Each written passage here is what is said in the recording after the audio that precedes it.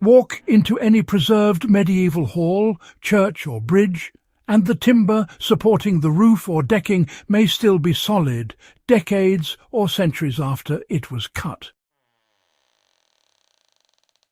Modern wood in similar conditions would have rotted or cracked long ago. This is not a matter of luck or myth. It is the result of intentional methods developed by medieval builders to give timber extraordinary longevity. Understanding these methods transforms how we see wood, not as a fragile material to be thrown away after a decade, but as a resilient resource that can last generations. Medieval builders treated rot as a problem to starve rather than a battle to seal.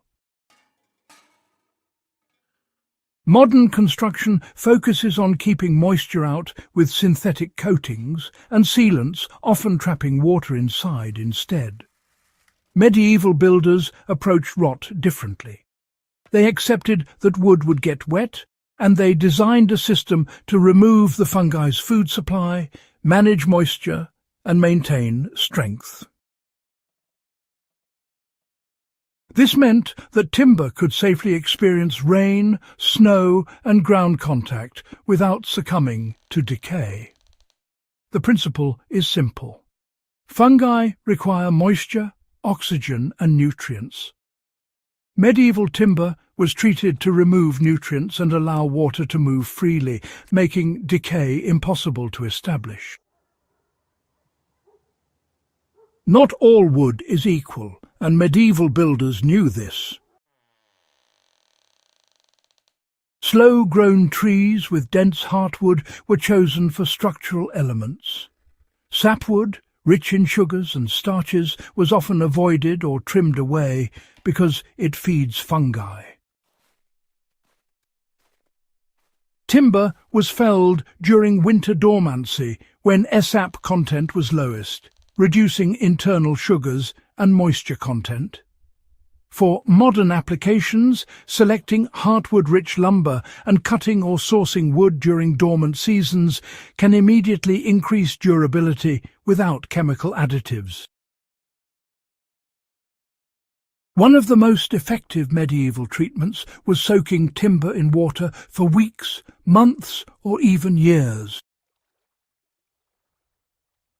Rivers, ponds, and tidal zones were used to flush out sugars and starches while cold water slowed microbial activity. Timber, prepared this way, became naturally resistant to rot and insects long before any other treatment. Modern builders can apply this principle by soaking posts or beams before slowly drying them, especially for wood in direct contact with soil or exposed to weather. This practice can, dramatically increase lifespan. After soaking, timber was dried slowly under cover with airflow. This step could take months or even years. Slow drying prevented internal stress and allowed fibers to compress evenly, increasing density and toughness. By contrast, modern kiln drying removes moisture quickly, leaving wood stressed and well prone to cracking and rot once exposed to the elements. Air-dried timber is still one of the most resilient materials available, capable of handling repeated wetting and drying cycles. Medieval builders often exposed timber to controlled heat or surface charring. Light charring killed surface organisms, hardened fibers, and reduced moisture uptake.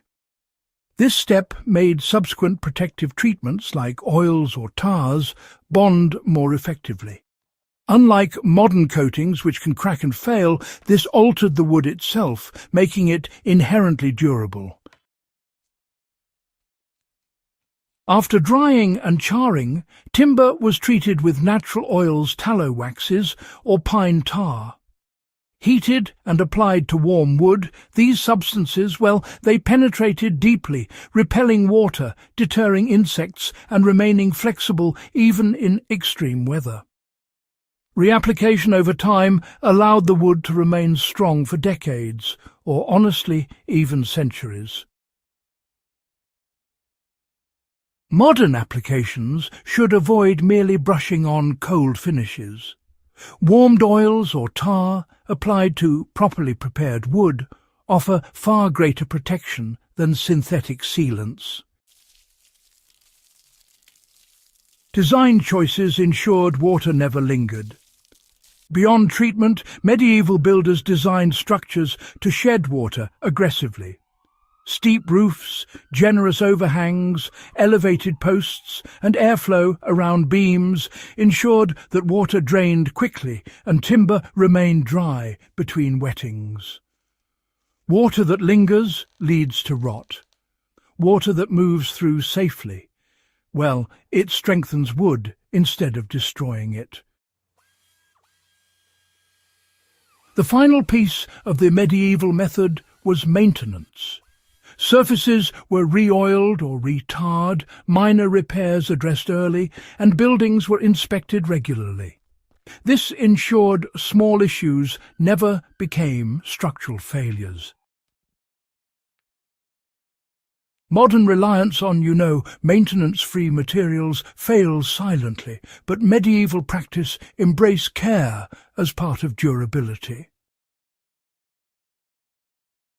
Medieval timber was effectively immortal because every step, from tree selection to seasonal felling, soaking, slow drying, charring, oiling, smart design, and maintenance, worked toward longevity. For survivalists, homesteaders and historical builders, these principles offer a proven system for creating structures that endure far beyond modern expectations.